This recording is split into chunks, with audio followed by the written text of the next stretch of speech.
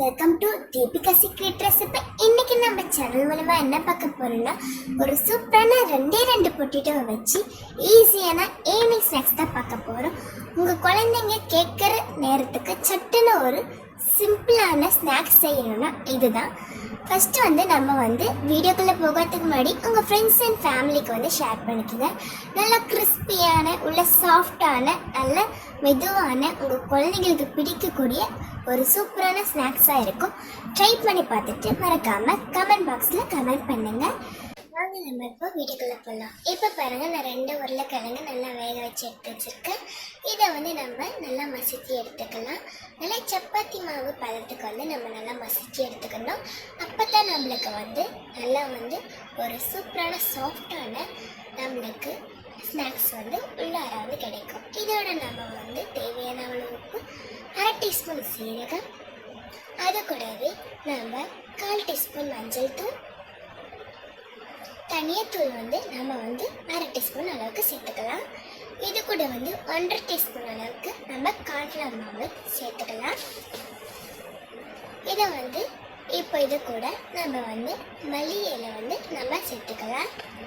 மல்லி இலையும் அது கூட 4-5 பச்சை மிளகாவும் ஆட் பண்ணிக்கலாம்.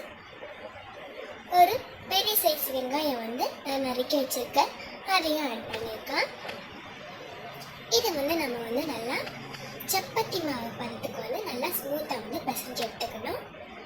நான் பாருங்கள் எடுத்துக்கினேன்.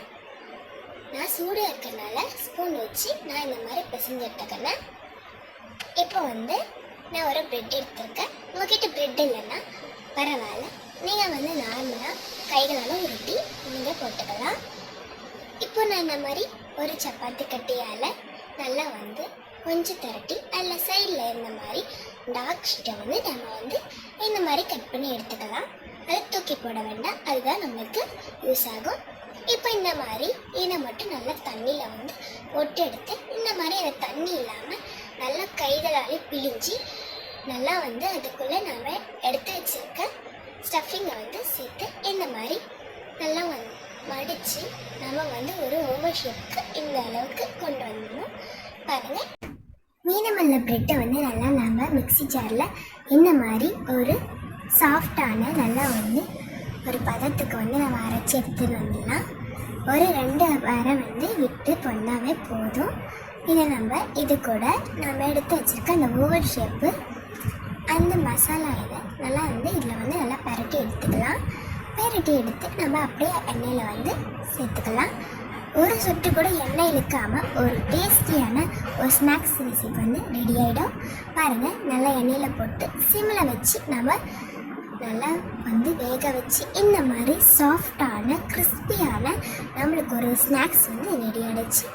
இந்த மாதிரி சிம்பிளான ஸ்நாக்ஸ் வீடியோ வேணும்னா மறக்காமல் தீபிகா சீக்ரெட் ரெசிபியை சப்ஸ்கிரைப் பண்ணிக்கோங்க. ஃப்ரெண்ட்ஸ் அண்ட் ஃபேமிலிக்கு ஷேர் பண்ணி விட்டுருங்க. Thank you for watching. Thank you, my friends.